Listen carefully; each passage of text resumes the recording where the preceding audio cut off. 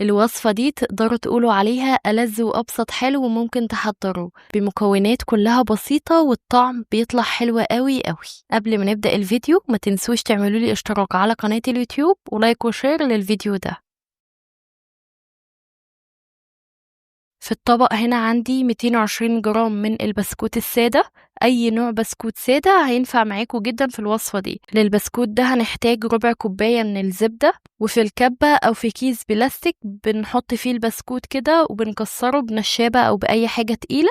أنا بس علشان الوقت كان عندي ضيق شوية فحطيتهم على طول في الكبة، وببتدي أحط عليهم الزبدة وكمان معلقتين كبار كده ولا حاجة من المية، وبنبتدي نشغل الكبة كده ضربتين 3 لحد ما البسكوت يبقى عندي بالشكل ده.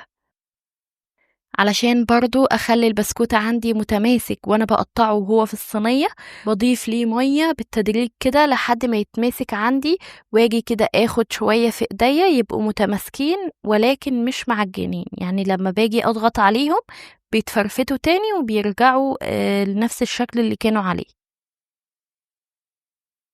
في أي صينية عندنا بندهنها دهنة زيت بسيطة وبننزل فيها بالبسكوت، وبنبتدي بقى نفرده كويس جدا ونضغطه بحيث يكون متماسك وقطعة واحدة.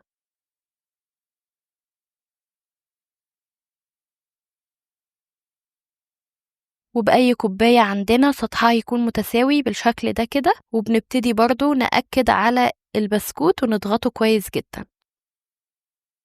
وللطبقة التانية بنحتاج 350 جرام من الزبادي. أنا استخدمت 5 علب من الزبادي اللي هي الصغيرة دي. وبنحتاج كمان 1.5 كوباية من الحليب البودرة. معاهم بحط معلقة صغيرة كده من الفانيليا، وكوباية الا ربع من السكر، وتقدروا تقللوا السكر عن كده او تزودوه على حسب انتوا بتحبوا الحاجة مسكرة قد ايه، ولكن كوباية الا ربع مظبوط قوي وسكره مش بيجزع كده. بنديهم كده ضربتين مع بعض في الكبة. تقدروا تستخدموا كمان الخلاط لحد ما يبقى القوام عندي بالشكل ده، وعلى طول بناخد الخليط ده ونصبه فوق طبقة البسكوت. وفي الوقت ده بكون شغلت الفرن على 180 من تحت بس. باخد الصينية دي واحطها في الرف الوسطاني، بكون متابعاها كده لحد ما الطبقة دي تتماسك. ممكن تاخد 10 دقايق او ازيد، دقيقة او دقيقتين، لحد ما تبقى عندي متماسكة كده، وعلى طول بخرجها. بنسيبها بس على جنب كده تبرد شوية لحد ما نحضر الطبقة الثالثة والأخيرة. في الكسرولة بحط كوباية من المية، باكت من الكريم كراميل، ومعلقة صغيرة من النسكافيه، وبخلطهم بقى مع بعض كويس.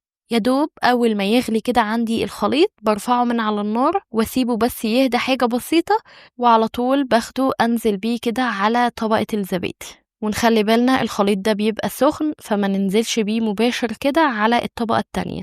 بنخلص وبعدين بناخد الصينية نحطها في التلاجة لحد ما الطبقة التالتة دي تتماسك وتبقى عندي بالشكل ده. بعد كده بنخرجها ونبتدي بقى نقطعها. شوفولي بقى ما شاء الله الجمال والحلاوة. دي النسخة اللي هي الاقتصادية شوية من التشيز كيك، شكلها وطعمها تحفة. مين يصدق ان بساطة المكونات والطريقة كلها عامة تطلع الطعم الحلو قوي ده. حلو بسيط وناعم وبيختفي من الصينية قبل ما يلحق يبرد. لو بتحبوا الحلويات الخفيفة الكريمية اللي بتدوب حرفيا في البق، يبقى لازم تجربوا الحلا ده. متأكدة بعد لما شفتوا الفيديو بتاعي هتقوموا دلوقتي تجربوه، هيعجبكم قوي قوي. لو جربتوه وعجبكم ما تنسوش تهادوا بيه حد بتحبوه. ولو عجبكم فيديو النهاردة ما تبخلوش عليا وتعملوا لي اشتراك على قناة اليوتيوب، وأشوفكم إن شاء الله على خير في فيديو جديد. مع السلامة يا حلوين.